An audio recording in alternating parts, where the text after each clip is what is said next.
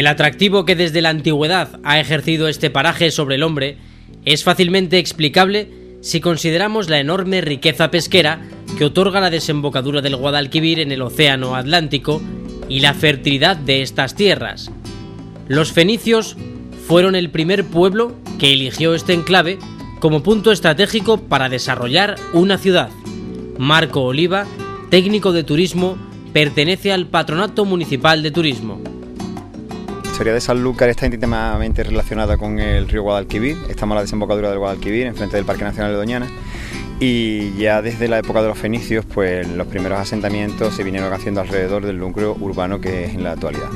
Tras la llegada a estas costas del Imperio Romano, la localidad fue tomando el carácter de crisol de culturas que ahora luce con orgullo. Aquí convivieron fenicios, íberos y romanos, posteriormente árabes, judíos y cristianos, hasta que llegó la etapa de la Reconquista. Un momento que en la zona está claramente marcado por la defensa de la plaza de Tarifa. Tras sus heroicas hazañas en esta batalla, Alonso Pérez de Guzmán, denominado El Bueno, recibió en 1297 el señorío de la villa por privilegio de la corona y se estableció en el Alcázar Viejo, hoy Palacio Ducal de Medina Sidonia, que conserva algunos arcos árabes del desaparecido Castillo de las Siete Torres. Una vez convertida en su residencia habitual, los duques diseñaron el salón de columnas cubierto por un artesonado de madera de pinsapo o el salón grande, pensado como salón de música. Momentos de gran esplendor para la ciudad.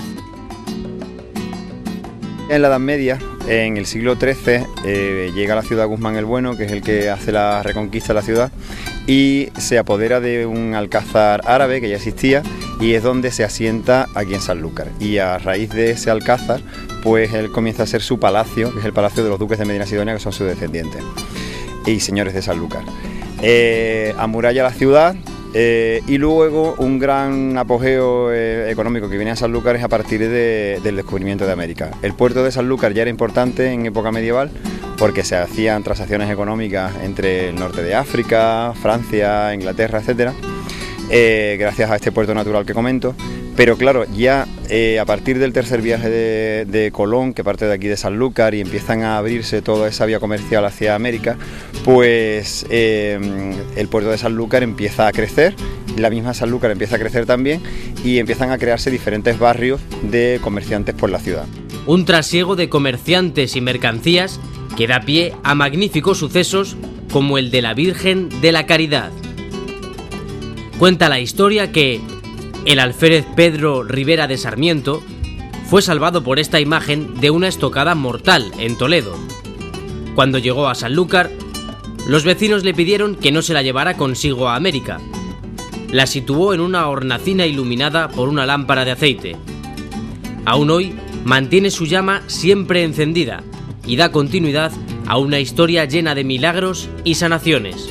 Nos traslada directamente a nuestra relación con América, porque la Virgen de la Caridad llega a Sanlúcar en el equipaje de un alférez en el siglo XVII, un alférez que iba destinado hacia América y que se queda aquí en Sanlúcar porque los sanluqueños que descubren que este señor traía a la Virgen en su equipaje era muy milagrosa. Entonces le piden a este señor que la pongan en un sitio público, en una hornacina iluminada con una lamparilla de aceite, y según cuenta la historia, alguien, la persona que tenía que estar iluminando continuamente esa lamparilla, encendiéndola, pues se le olvidó un día.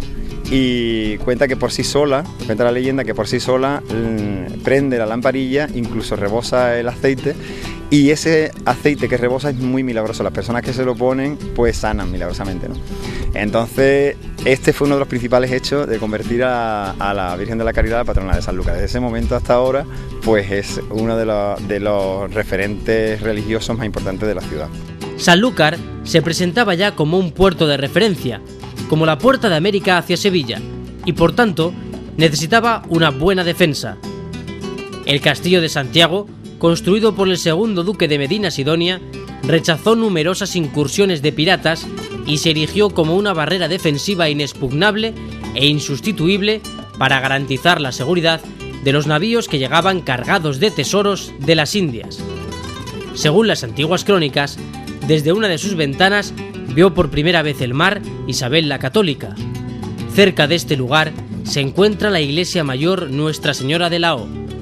Reconocida como conjunto histórico-artístico, fue mandada construir por doña Isabel de la Cerda y Guzmán, nieta del rey Alfonso X el Sabio. De su estilo gótico mudéjar destaca el alfil de su portada principal, con una rica decoración que recuerda ese pasado lleno de esplendor que tendría un pequeño intermedio en el siglo XVIII. En el siglo XVIII, el comercio americano, la casa de contratación de Sevilla pasa a Cádiz, con lo cual Sanlúcar queda fuera de esa vía comercial hacia América y empieza el gran declive de Sanlúcar. Este declive dura durante todo el siglo XVIII y en el siglo XIX Sanlúcar recobra algo de su apogeo cuando los duques de Montpensier llegan a la ciudad. Los duques de Montpensier, él era hijo del rey Luis Felipe de Francia y ella era la hermana de la reina Isabel II de España. Entonces ellos, que vivían en Sevilla, llegan a Sanlúcar y le dan, digamos, el pistoletazo de salida a el veraneo en Sanlúcar. La alta sociedad viene a Sanlúcar en el siglo XIX y se empiezan a hacer una serie de actividades recreativas, carreras de coche, de avioneta, y una de las actividades más lúdicas que todavía permanecen en la ciudad, que son las carreras de caballos en la playa.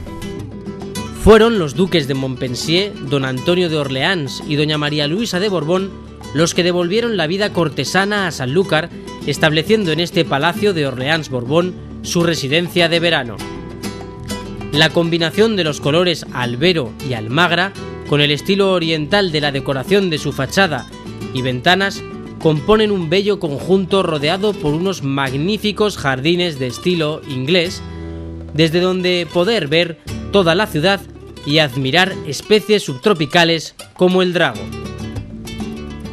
Pero el papel de los duques para el progreso de la ciudad tuvo que ver sobre todo con la implantación de las carreras de caballos, que tanta fama han dado a la ciudad y que ahora significan algo más que una reminiscencia de la vida cortesana. Es uno de los mayores atractivos de la bella Sanlúcar.